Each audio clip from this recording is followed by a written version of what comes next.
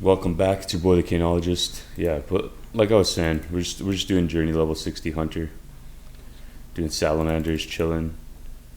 But it's like, yeah, I don't wake up on a Monday thinking like, oh my gosh, it's Monday. I'm like, I like what I do, like on a daily basis. I set my life up in a way that I kind of spend the time doing the things that give me fulfillment and give me purpose and drive and ambition and all that kind of stuff. Because hey, like,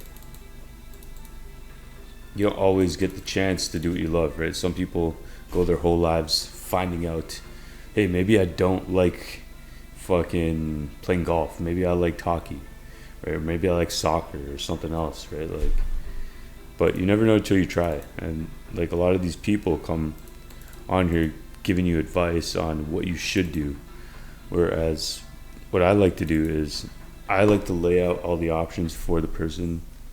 So, like, for example, all these hunter guides, right? I'm just showing you all the different ways you could train hunter, right? You could still be doing bird nests or bird traps in the fucking, I think it's, what's it called? What's that place on the map called? Piscatorius, yeah. So, Piscatorius, you could do the butterflies and bird nests. Like, you could still do that, right? For me, I'm like, all right, you could do salamanders. You could do tailed jarobas and all those kind of things. That's just me giving you the options, like, or else you may have never known.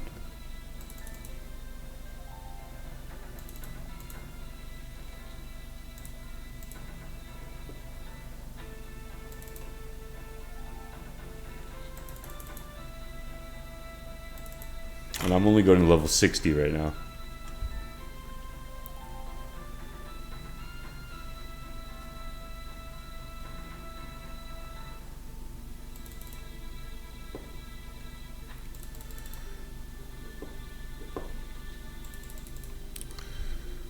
But yeah, there's that. Got to do some editing on the video as well.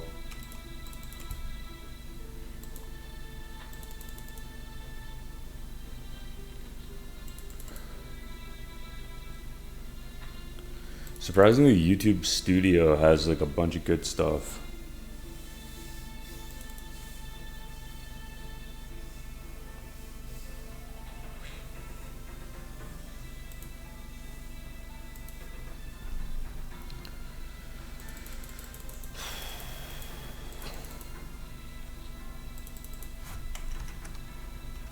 But yeah, there's like a guy in the last video that was just like, hey, why don't you do this method? Why don't you do this? I'm like, bro, I have guides.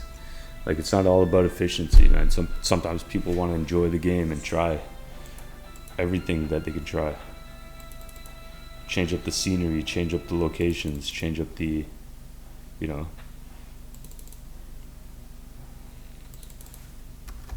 And it's fun. Like, I have fun playing this game. Like, even though there's so much grind, it's like, it kind of just relaxes me. I don't know. It's kind of one of those games that you could just keep playing, not get tired of. I always have this saying with my friend, no one ever really quits RuneScape. And that's like the truest thing ever. Like, even if you haven't played in 10 years, you're going to log back on just to see what it's like. It's like, it's that memorable of a game.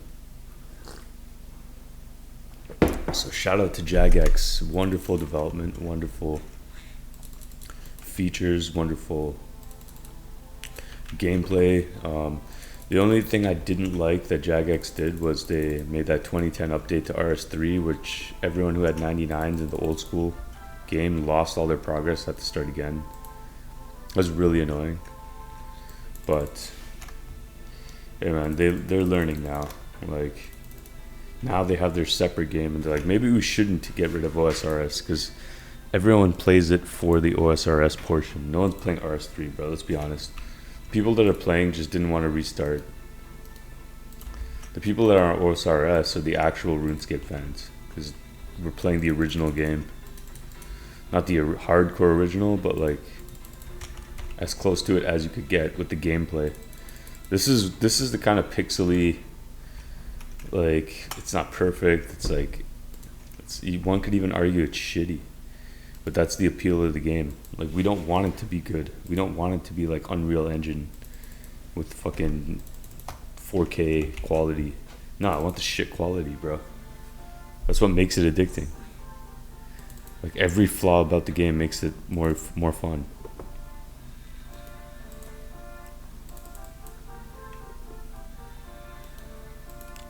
To me, it's like, look at the detail on this hill. Like, look at all the little, look at the fucking lava. Like, as a developer, just like appreciate everything you get to see here. Look at all these little spores. We got monks that are set to an area. We got these salamanders set to an area. We got different blocks. We have different features, textures, gradients, right? Color gradients. There's just a lot to appreciate, and as a developer, you just kind of, you start to notice these little things. It's like, okay, maybe it's not just a game anymore. Maybe it's like a bunch of different moving parts that we put together to create a gameplay experience. And that's what you should do if you want to be a good software developer. Look at any piece of software or application holistically, and once you see it holistically, okay, this is a game. Now try and break it down. Okay, this is a hill. How did this hill get built?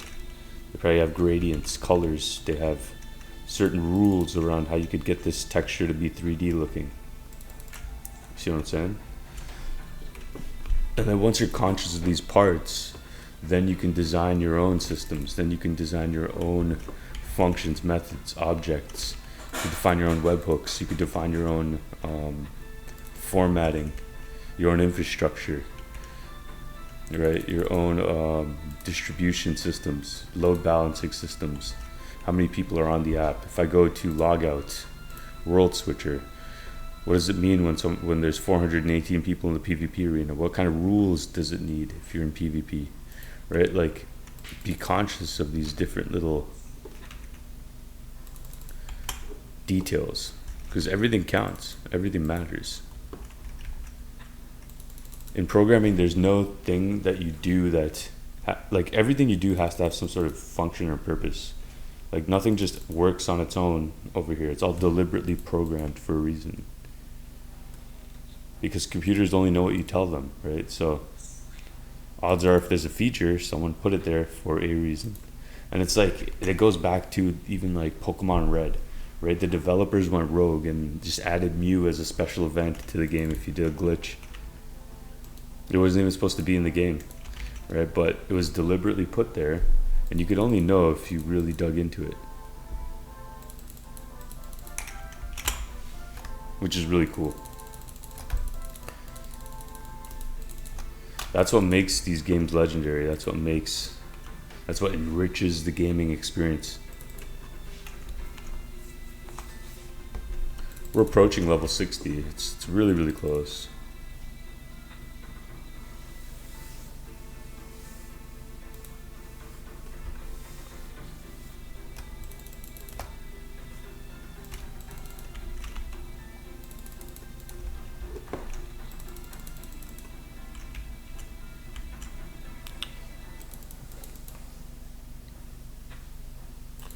Yeah, this is really cool. There's a lot of cool stuff here.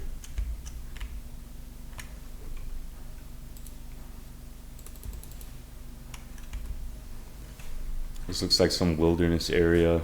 We got monks of Zamorak. Like, even like the way they set up the gods of the game, there's a Guthic Zamorak and Saradomin. You could pick one of the three gods, and then on top of that there's Armadil. There's what is that? Armadil, there's Bandos, there's Barrows, like all these different things that you could try. Then there's the Blood Theater where you could do raids. Right, there's the Perilous Moons. So yeah, once I get 60 Hunter, I can go back to Perilous Moons and maybe try and complete that quest. Or I could even raise my combat stats, make like a mini guide on that too. Combat training guides. Could get all 60s and then just use dragon items.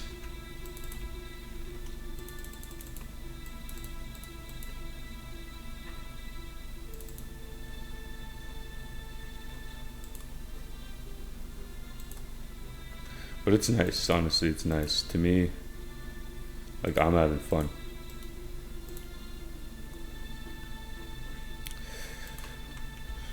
Do, do, do, do.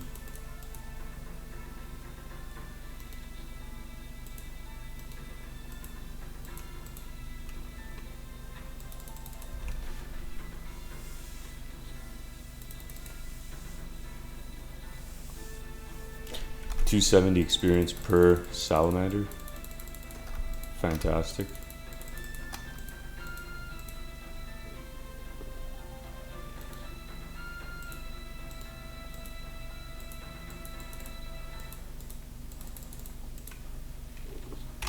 Another thing that's, yeah, so like unlike the yellow salamanders, I don't have to drop anything anymore.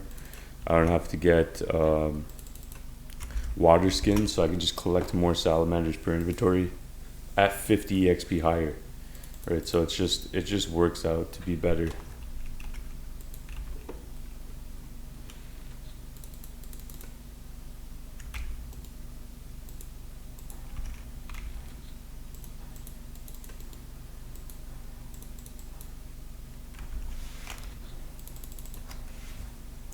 I'm just waiting to get to 60 Hunter. It's really, really close.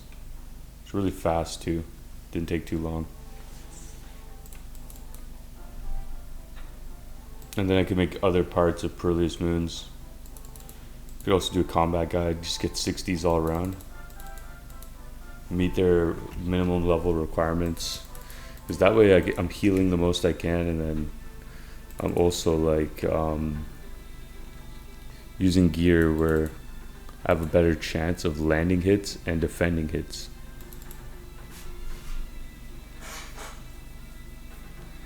Like, not everyone has 99 defense.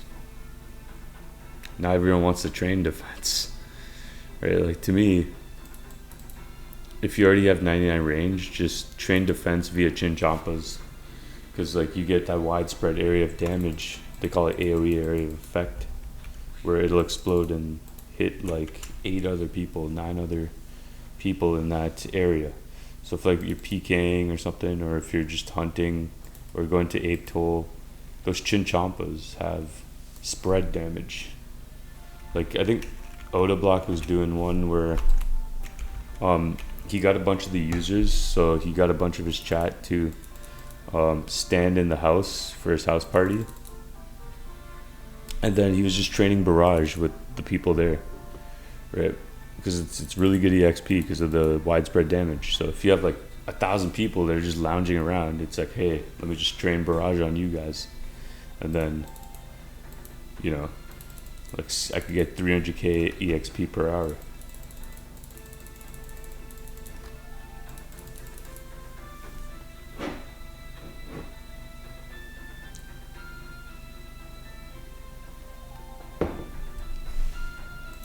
It's 1 a.m. here in Toronto. Drinking my black coffee. I finished fasting at around 8 p.m. So I had some Persian food. So good. So good. It's very similar to Indian food. It's very, very flavorful. It's just that the nice thing with Persian food is there's more meat options than with Indian food. Unless you're from the south like me. There's like chicken tikka, chicken masala, mutton biryani, goat biryani. You could get chick 65, chicken. I already said chicken tikka, but you get what I'm trying to say. You get what I'm trying to go for.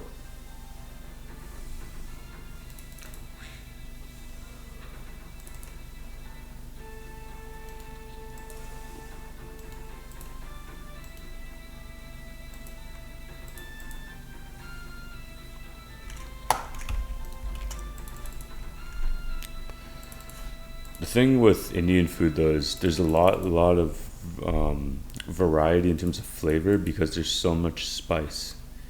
So you can vary spices and make the same dish taste 1,000 different ways with different varying degrees of spices and combinations and all that kind of stuff. So that's the one thing I like about Indian food is like so much variety in terms of flavor. Just definitely the most flavorful food. I know you guys see the Indian street food videos. Those are like the people in like really, really rundown areas where they don't have access to the like.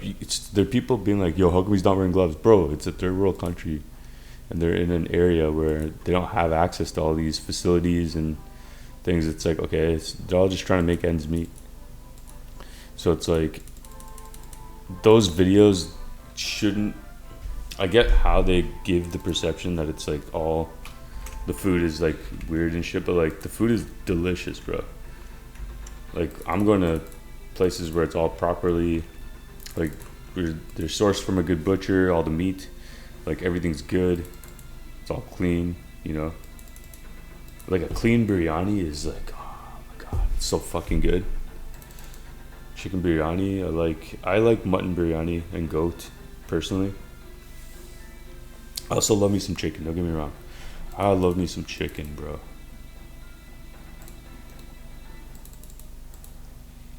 But everything's got its time and place, right? Sometimes you just want to enjoy goat biryani, right? Because you just do. There's nothing wrong with that. You're allowed to like certain dishes more than others, right? Like, if I want to eat chicken biryani one night, like I will get that, and that's actually my staple one. But like, if they have that special like goat biryani, like on an occasion, bro, I'm eating like plates of that shit. I'm eating like 3-4 plates. I remember I got a bucket size from this restaurant called like I think Charminar is what it was called. I got a bucket size. I ate that shit myself with my bare hands. I'm not even playing. Not even playing. And it was fucking delicious. Oh my gosh, that's actually some of the best like biryani you can get. If you're in Toronto, check out Charminar. This is not sponsored by any means. This is just me recommending a restaurant I like to go to.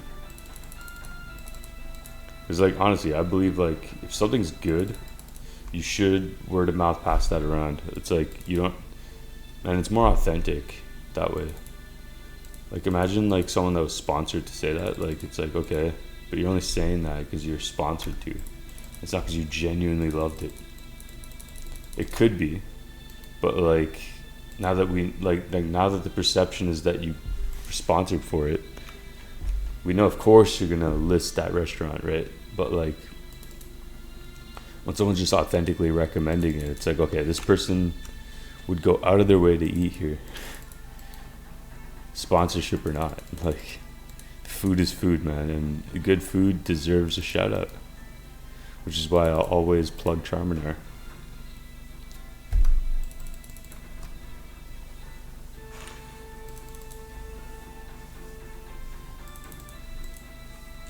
Close to 60.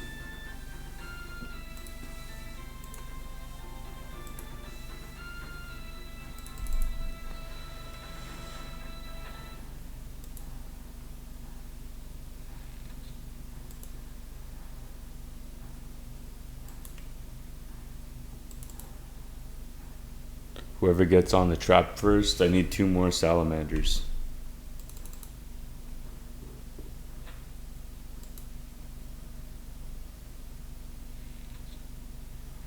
I'm already getting drowsy, so I gotta get through these traps.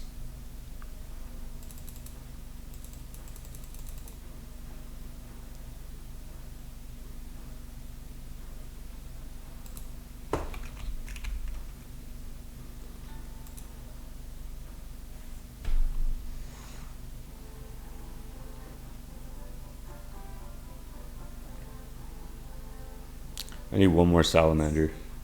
There it is. Boom, and we're at 60 Hunter. So let's go back to GE to end off.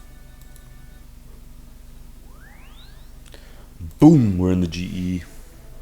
So if you like this journey to level 60 Hunter, please give it a thumbs up, subscribe, comment below. Kanologist out. We'll see you in the next video.